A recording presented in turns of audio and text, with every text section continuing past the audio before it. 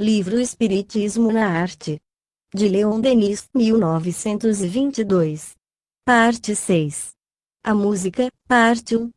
A música nas esferas superiores. Julho de 1922. A música é a voz dos céus profundos. No espaço tudo se traduz em vibrações harmônicas e certas classes de espíritos comunicam-se entre si apenas por meio de ondas sonoras. Na Terra, a sinfonia e a melodia não são mais que ecos débeis e deformados dos concertos celestes. Nossos instrumentos, mesmo os mais perfeitos, sempre têm qualquer coisa de mecânico e de áspero, enquanto que os sistemas de emissão do espaço produzem sons de uma delicadeza infinita. Eis porque, em todos os graus da escala dos mundos e da hierarquia dos espíritos, a música tem um lugar importante nas manifestações do culto que as almas rendem a Deus. Nas esferas superiores, ela se torna uma das formas habituais da vida do ser, que se sente mergulhado em ondas de harmonia de uma intensidade e de uma suavidade inexprimíveis.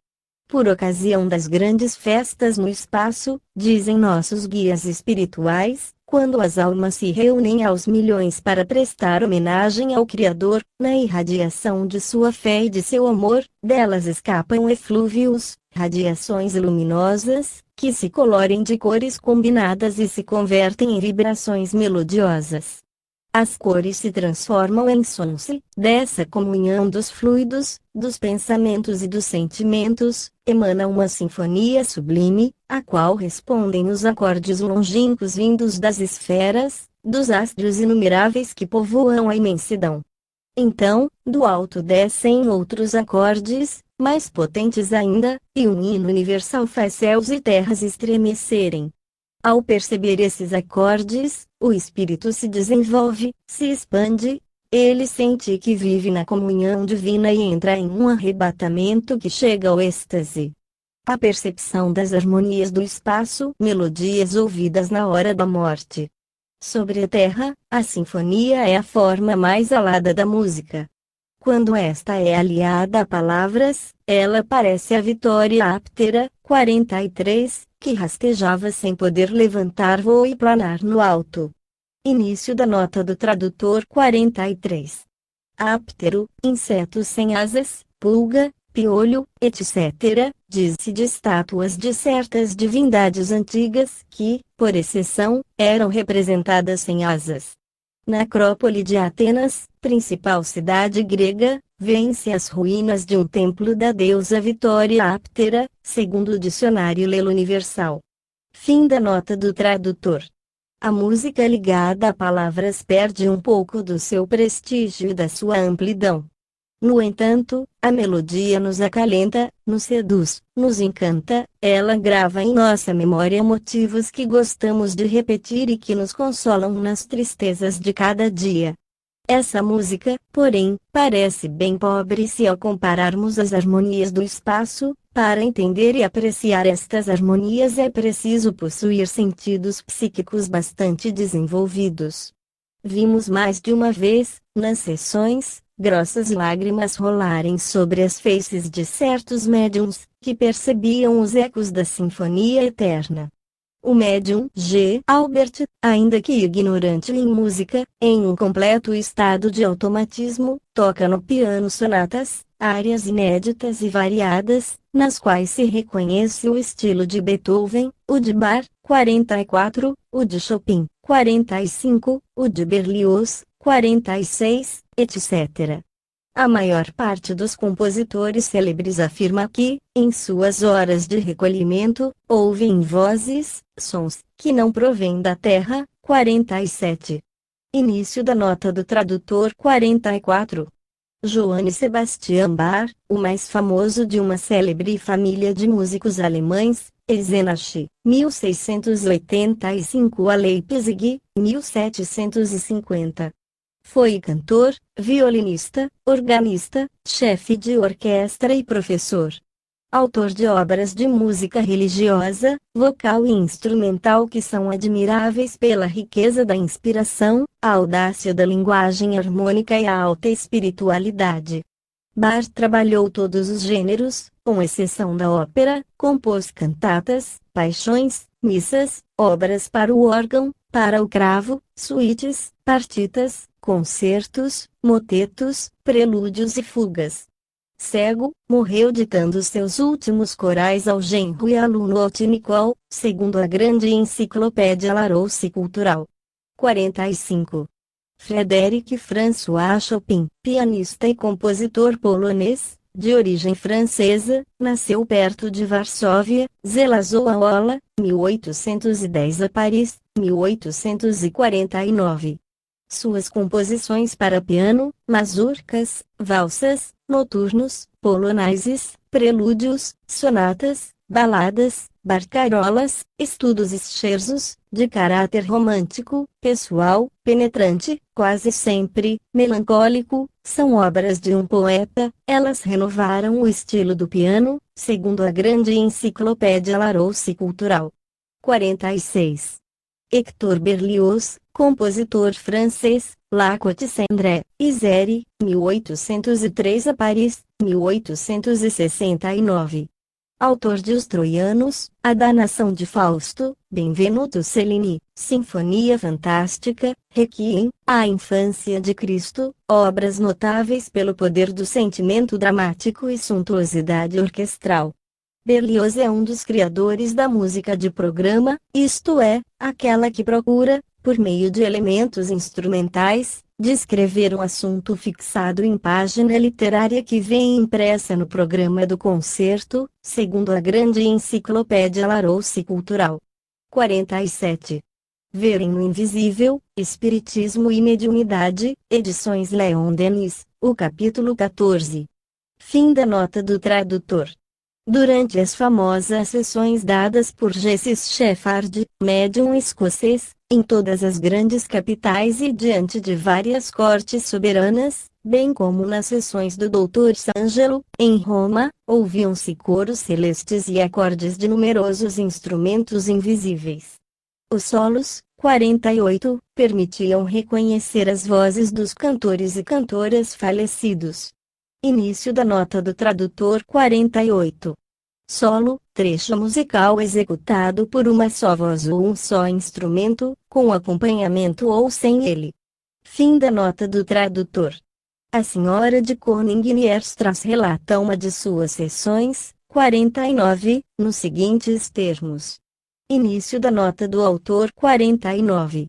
Revue Scientifique et Morale du Spiritisme, de outubro de 1921, página 303.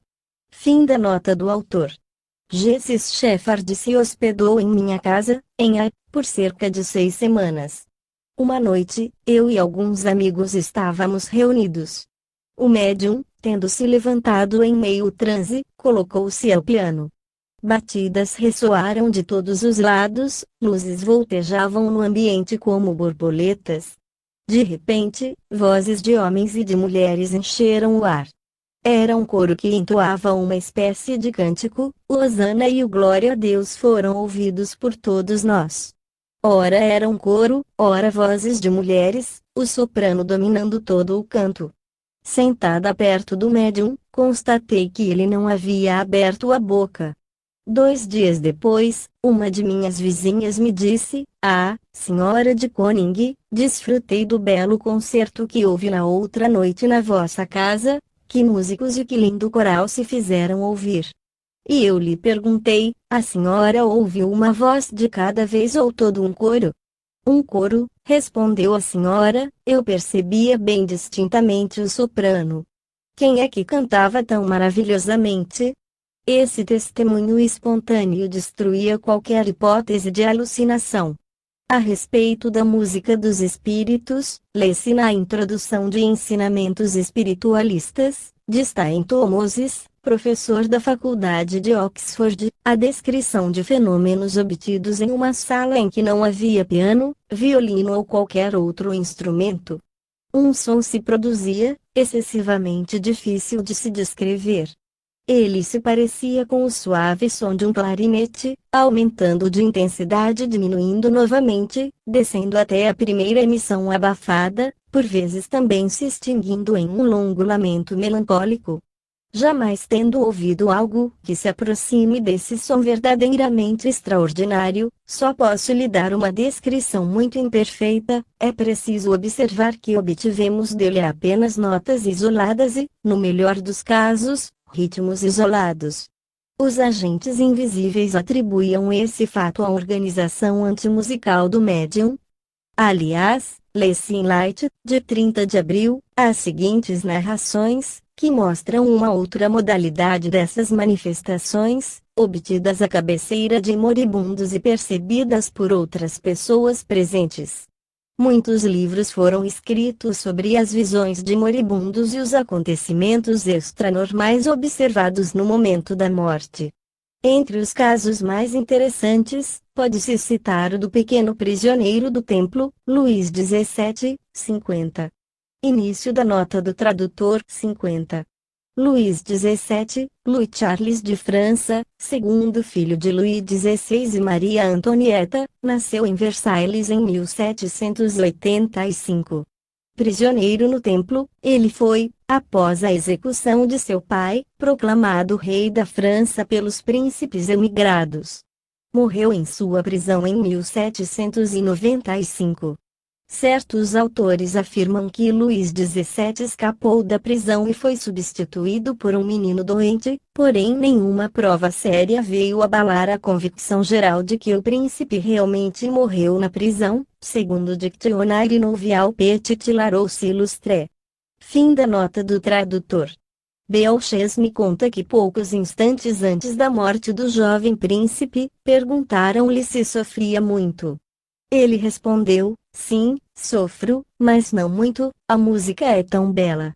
Fizeram-lhe perguntas referentes a essa música que pessoa alguma ouvia, mas ele persistia em dizer: é tão bela, eu a ouço, e se admirava que ninguém a ouvisse.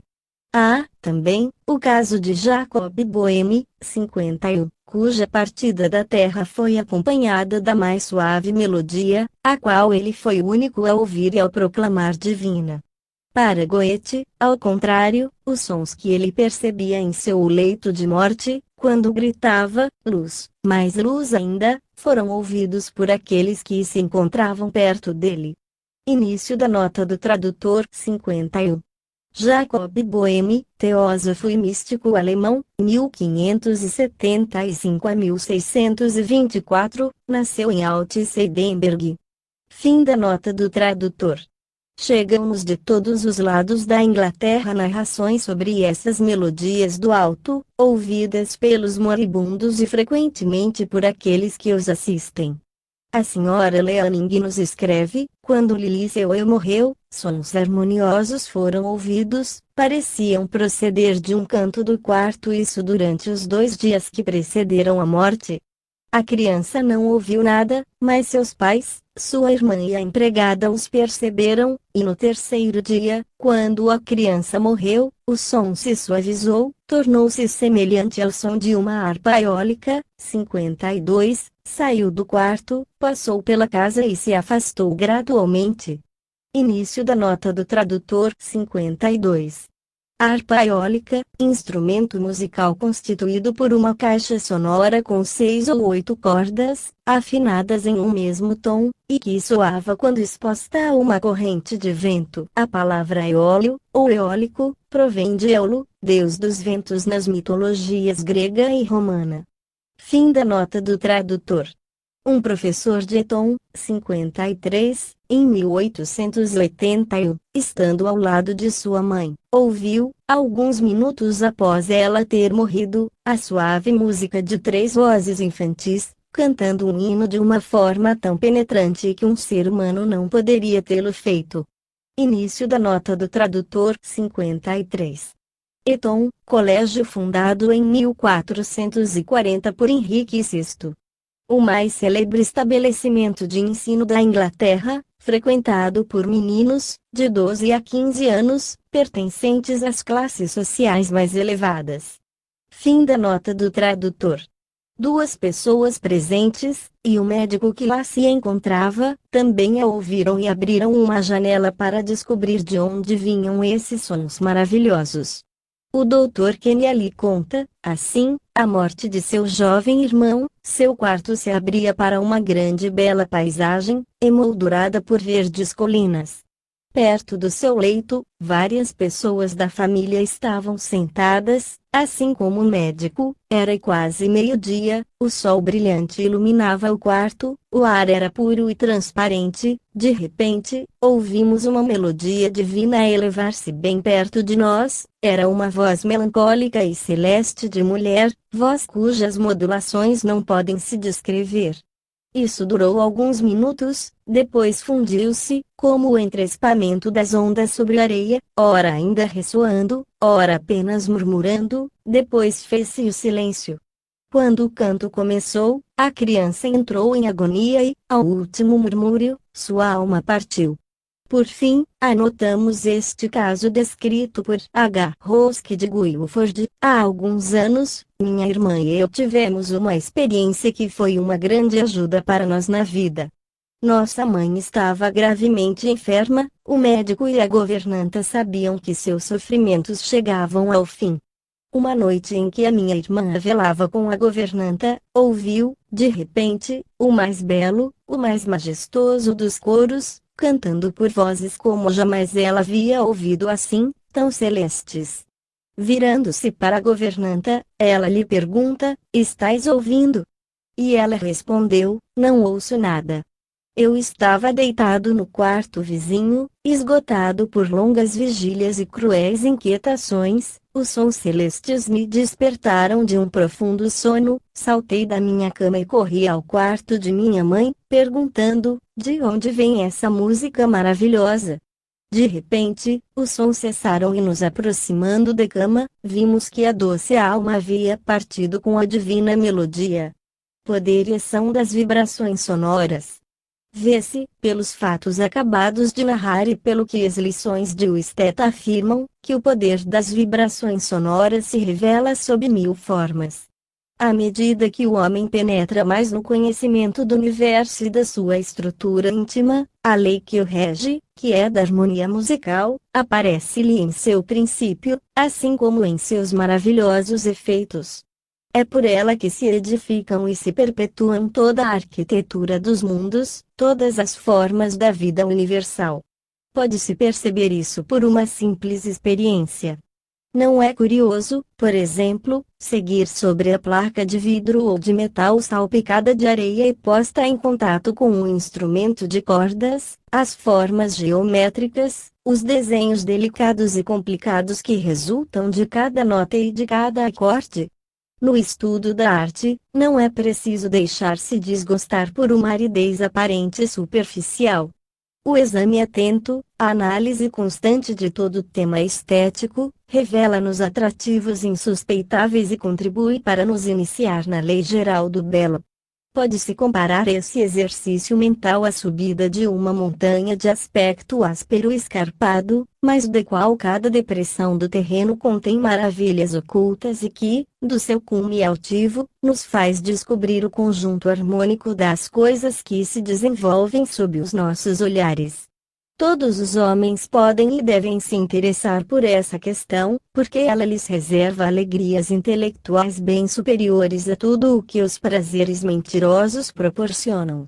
O mais humilde operário tem em seu pensamento uma saída possível em direção à compreensão do belo, e aí ele sempre encontrará novos recursos para aperfeiçoar sua própria obra.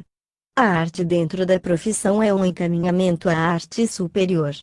Cada um trabalha com um gênero particular de beleza, mas, na sua finalidade ascensional, todas as almas se expandem numa concepção radiosa da universal e eterna beleza. A dissociação da matéria e a ação das forças intraatômicas dão nascimento a uma nova ciência que, ao se desenvolver, abre, ao espírito humano, perspectivas mais amplas sobre a obra do cosmos. Em breve se reconhecerá o misterioso laço que une o pensamento, a vontade, a vibração, e que faz da vibração o agente do pensamento e da vontade, a fim de se construírem as inumeráveis formas que povoam a imensidão. Em resumo, o som, o ritmo, a harmonia, são forças criadoras. Se nós pudéssemos calcular o poder das vibrações sonoras, avaliar sua ação sobre a matéria fluídica, sua forma de agrupar os turbilhões de átomos, chegaríamos a um dos segredos da energia espiritual. No entanto, é suficiente observar, na experiência que acabamos de citar, as figuras geométricas traçadas pela voz humana ou pelo arco de um violino sobre a placa de vidro recoberta de areia fina, para compreender, por comparação, como o pensamento divino, que é a vibração mestra e a suprema harmonia, pode agir sobre todos os planos da substância e construir as formas colossais das nebulosas, dos sóis, das esferas, e fixar sua trajetória através dos espaços. O espetáculo da vida universal nos mostra, por toda parte, o esforço da inteligência para conquistar e realizar o belo. Do fundo do abismo da vida, o ser aspira e sobe em direção ao infinito das concepções estéticas, à ciência divina, aos cumes eternos onde reina a beleza perfeita. O esplendor do universo revela a inteligência divina, assim como a beleza das obras de arte terrestres revela a inteligência humana.